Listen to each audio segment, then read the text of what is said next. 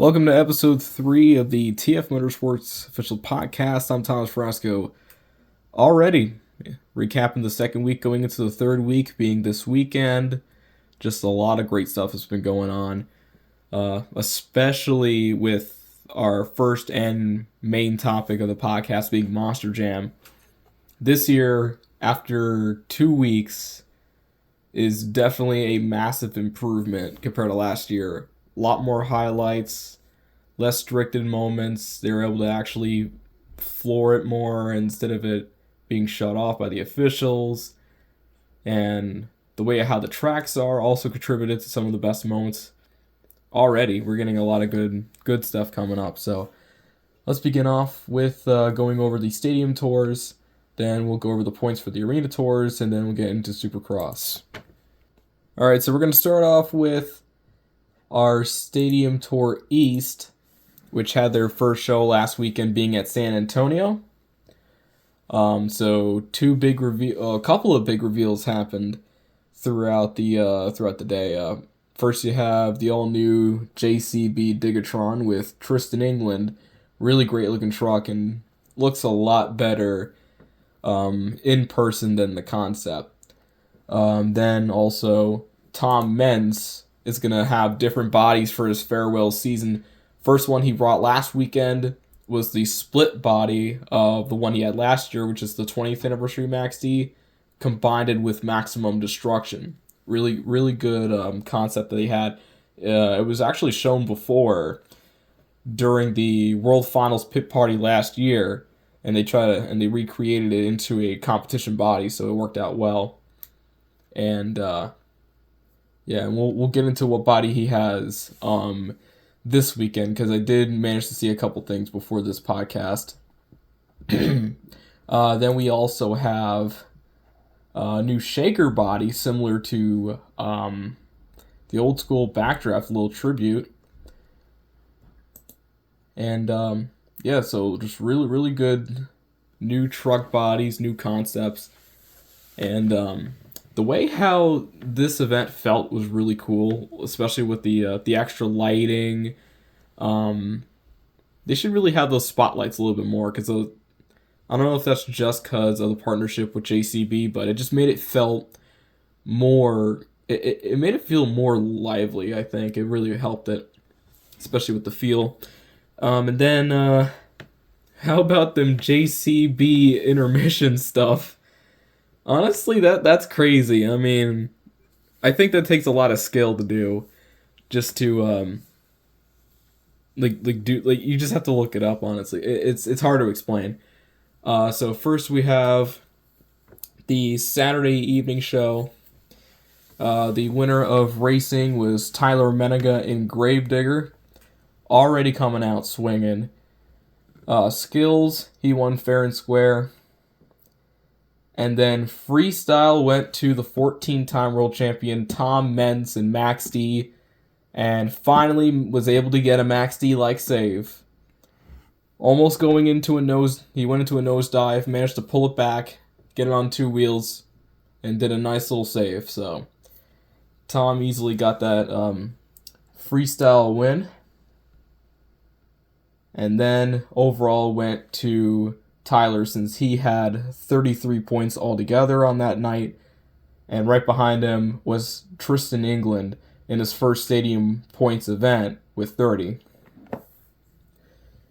Well then, show 1 had some good moments, but show 2 is where they were just cooking. So first, Bryce Kenny manages to beat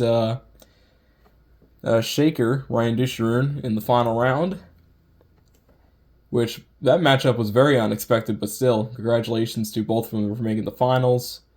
Then we had the skills win going to Tyler again, and freestyle. So I think the score for Tyler was fair, because with Bryce, with the move that we're going to get into in a minute, he had a little bit of slower momentum, but Tyler just kept coming, and he just kept hitting all these moves constantly, had great momentum, wow factors every hit, so that was well deserved by the fan judges.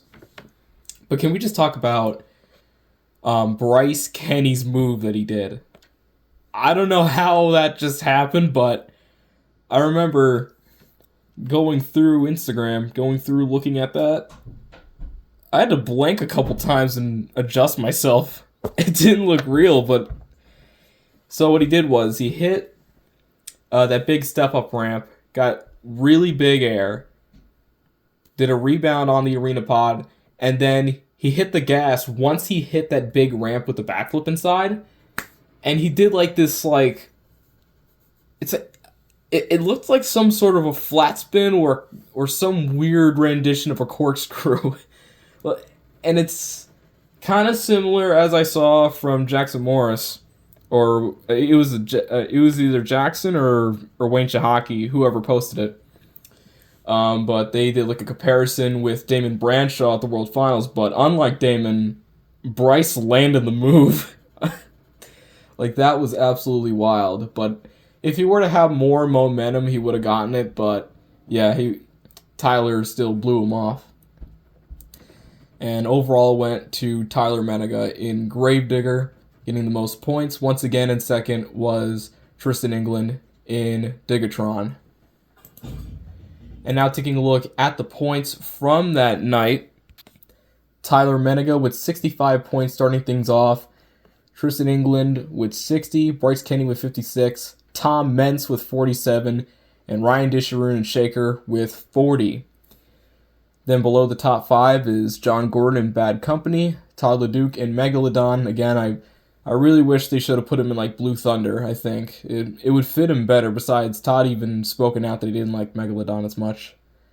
I think it might be like the visibility of the body or just something with how they set it up. I don't know. Then behind Todd is Jamie Gardner, El Toro Loco, Lindsay Reed, and the Lucas Stabilizer filling in for Cynthia Gauthier. Cole Bernard and Black Pearl. And then the Pagliarulos are all the way up in 11th and 12th with Matt and Jester and Nick in Kraken. Alright, so then we got our other Stadium Tour being Stadium Tour West. So Stadium Tour West took place in San Diego at Snapdragon Stadium. And unlike last year, I think last year they went to Snapdragon Stadium twice, or no, 4 times actually, because the place opened up. But this year I think they're just going twice. But both nights had great weather, great track conditions. So first for Saturday, Mike, this actually took me off guard. Mike Christensen won racing that night in Vendetta against Adam Anderson and Gravedigger. A huge upset right there in racing. That was really, really spectacular. I'm surprised he came back from behind and managed to get it. But yeah, it was really, really good moment there for Mike. Congratulations. And I think that's his first racing win. I might be wrong. Because I think he also, at one point last year, got a freestyle win, I think. But yeah, I think this is his first racing win in stadiums.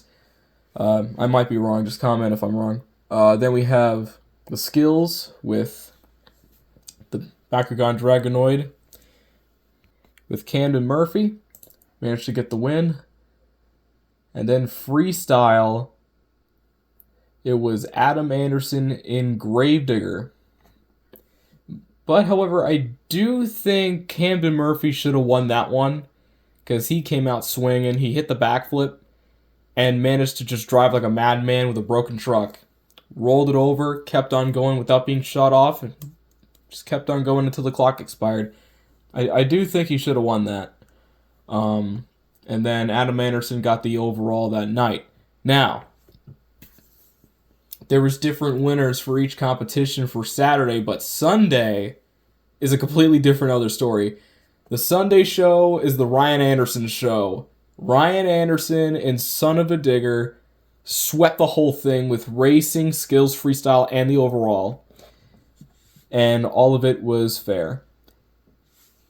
Where Ryan beat Corey Rummel in the finals in racing.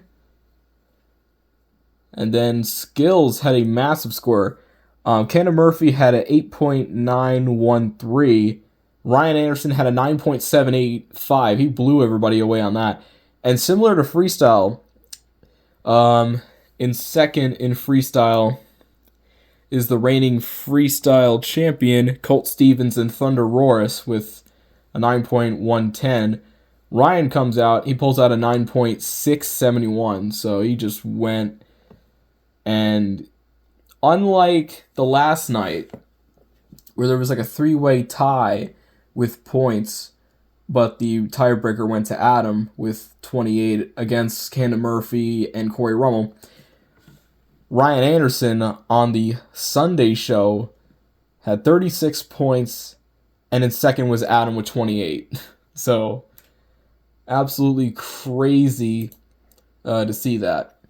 But despite all that, since he didn't get as much wins until that show, he sits third. But however, it's close, though. Adam is in the lead by 7 points over Ryan Anderson, who's in third. And second is Cannon Murphy with 106. And Ryan does break the tie with Corey Rummel. So Corey is fourth. Fifth is Chris Kohler in Monster Jam, who's putting up some really consistent performances. Barry Musauer drops down to sixth. I think he was leading possibly last week, I think. Yeah, I think so. Yeah, he was leading last week, and now he just dropped down. Then right behind him is Colt Stevens and Thunder Roaris, David Alford and Velociraptor, Joe Foley and El Toro Loco, Jim Kohler all the way down to 10th. Mike Christensen, his racing win was not enough to bring him back up.